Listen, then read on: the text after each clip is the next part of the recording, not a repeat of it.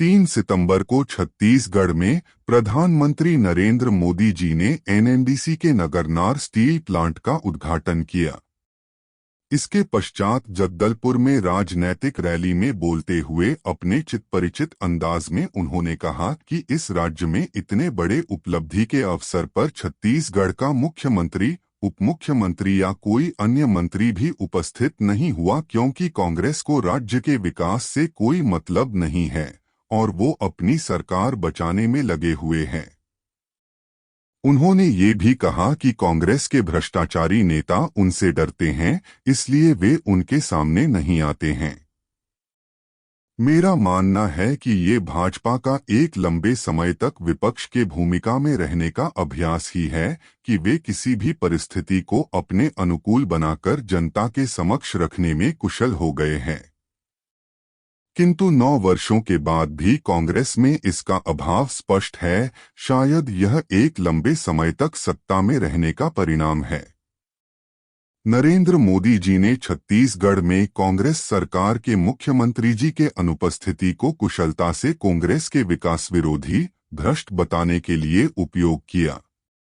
छत्तीसगढ़ में कांग्रेस सरकार ने इस दिन पूरे बस्तर में नगरनार स्टील प्लांट के केंद्र सरकार द्वारा इसके निजीकरण करने के प्रयास के विरोध में बंद का आह्वान किया था। हो सकता है इसीलिए रणनीति के तौर पर छत्तीसगढ़ सरकार के मुख्यमंत्री व अन्य मंत्रियों ने इस स्टील प्लांट के उद्घाटन के कार्यक्रम में शामिल न हुए हो। अगर ये ऐसा है भी तो इसे अच्छा रणनीति नहीं कहा जा सकता, विशेषकर तब जब राज्य में कुछ दिनों बाद ही विधानसभा चुनाव होने वाला हो। उन्हें इस बात का स्पष्ट ज्ञान होना चाहिए कि प्रधानमंत्री नरेंद्र मोदी जी इस नगरनार प्लांट के उद्घाटन का राजनैतिक लाभ अवश्य लेंगे और यह इस समय में स्वाभाविक भी है। अच्छा होता अगर मुख्यमंत्री भूपेश बघेल जी स्वयं इस कार्यक्रम में शामिल होते, क्योंकि राज्य का उनके लगभग 5 वर्ष के कार्यकाल में सबसे बड़ा परियोजना का लोकार्पण था। बतौर मुख्यमंत्री उन्हें इस अवसर पर प्रधानमंत्री जी से पहले उद्बोधन का अवसर मिलता।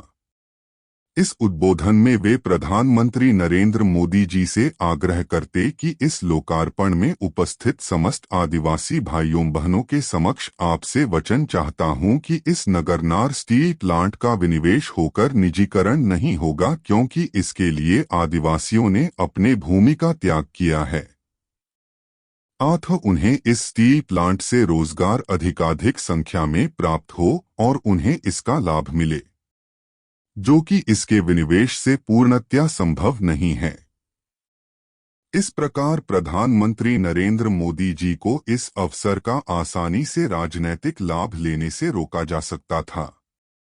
प्रधानमंत्री नरेंद्र मोदी जी ने अपने उद्बोधन में छत्तीसगढ़ के कांग्रेस सरकार के घोटाले का जिक्र करते हुए कहा कि यहां की सरकार ने पीसीएस भर्ती में घोटाला करके अपने नेताओं के बच्चों को सेट कर दिया। ये यहाँ के युवाओं के साथ धोखा है। यहाँ यह बताना आवश्यक है कि छत्तीसगढ़ में सरकारी पदों पर भर्ती के लिए पीसीएस नहीं बल्कि पीएससी होता है। इस रैली के इस संक्षिप्त विश्लेषण के बाद छत्तीसगढ़ में लोकतंत्र को मजबूत करने के लिए यहाँ के दोनों प्रमुख राजनीतिक दलों कांग्रेस और भाजपा के लिए एक सुझाव देना चाहूंगा। कांग्रेस को प्रधानमंत्री नरेंद्र मोदी जी के तीव्र प्रहार को देखते हुए आक्रामक रणनीति अपनानी चाहिए। प्रधानमंत्री नरेंद्र मोदी जी अपने भाषण को उस राज्य के समग्र जानकारी रखने वाले से कम 2 बार जांच करवाएं, ताकि राज्य के गलत जानकारी भाषण का हिस्सा न बन सके, क्योंकि इससे जनता में विपरीत संदेश जाता है और कई बार यह मखौल का कारण बन जाता है।